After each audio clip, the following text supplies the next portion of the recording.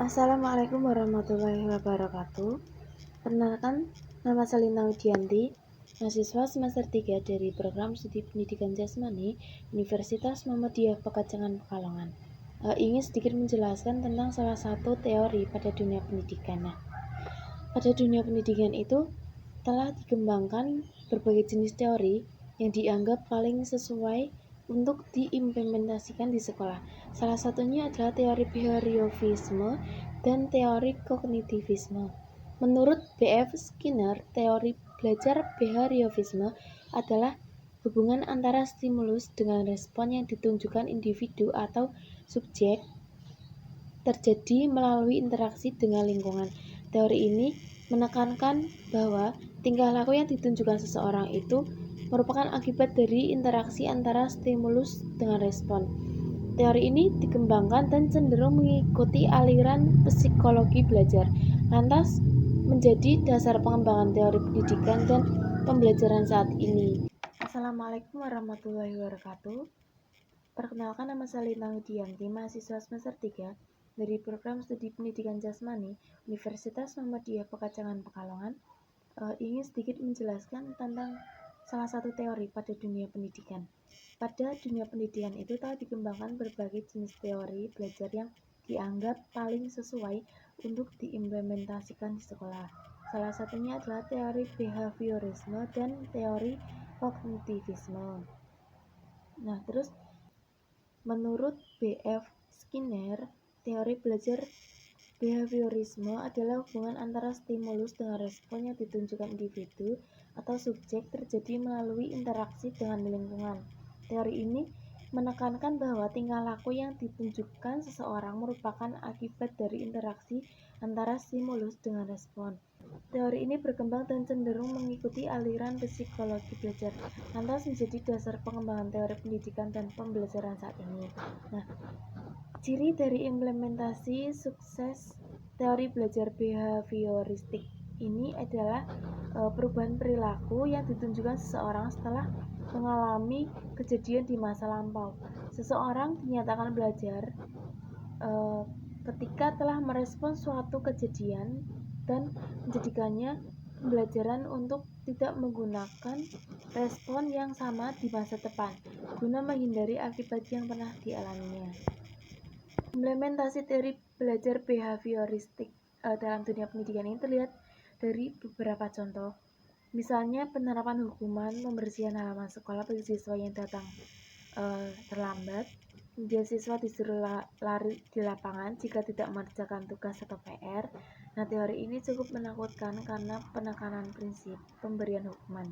Akan tetapi teori ini tidak selamanya buruk. Pada kondisi tertentu, siswa juga akan mendapatkan penguatan berupa pujian, hadiah, atau penghargaan lainnya jika menunjukkan sikap positif dalam pembelajaran.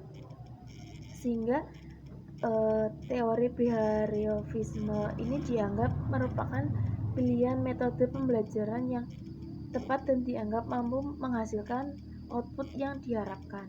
Kemudian teori behaviorisme ini sekarang masih banyak ditemui di Indonesia.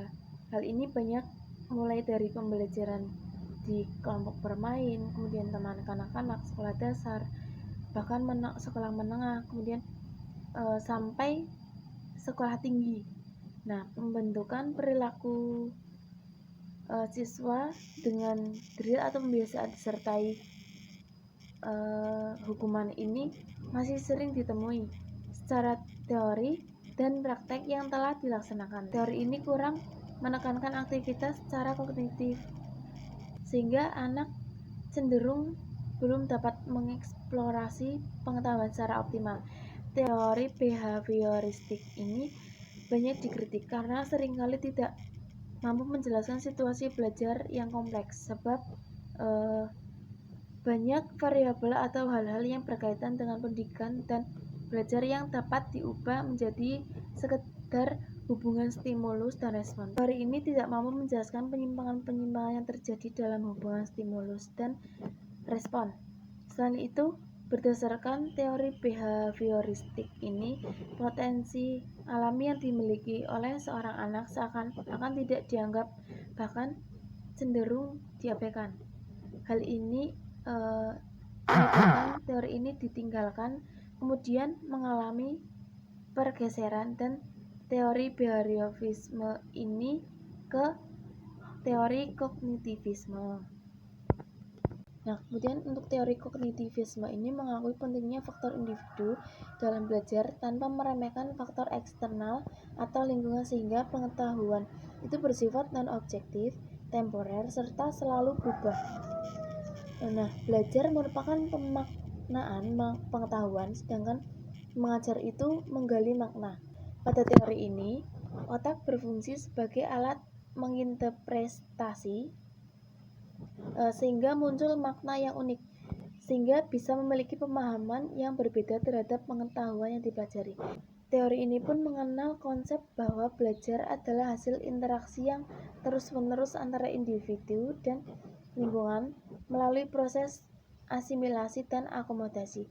Jadi dengan adanya teori kognitivisme, seorang siswa akan memiliki pengetahuan dan pengalaman yang lebih luas sehingga pengetahuan yang mereka dapatkan itu tetap setia dalam ingatan.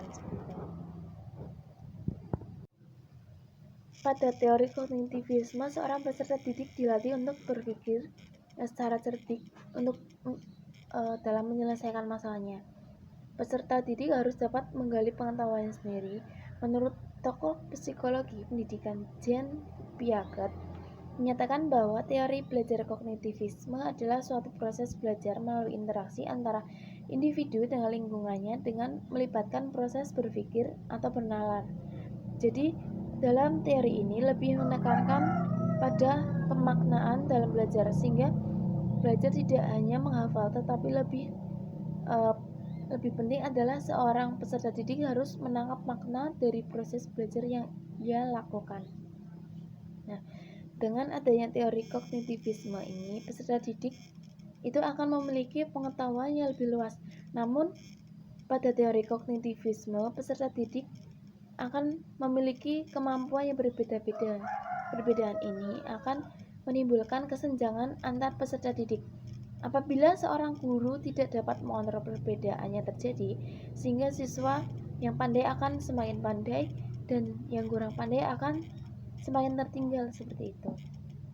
Jadi sekian penjelasan dari saya. Apabila ada kesalahan dalam penjelasan, saya mohon maaf yang sebesar-besarnya.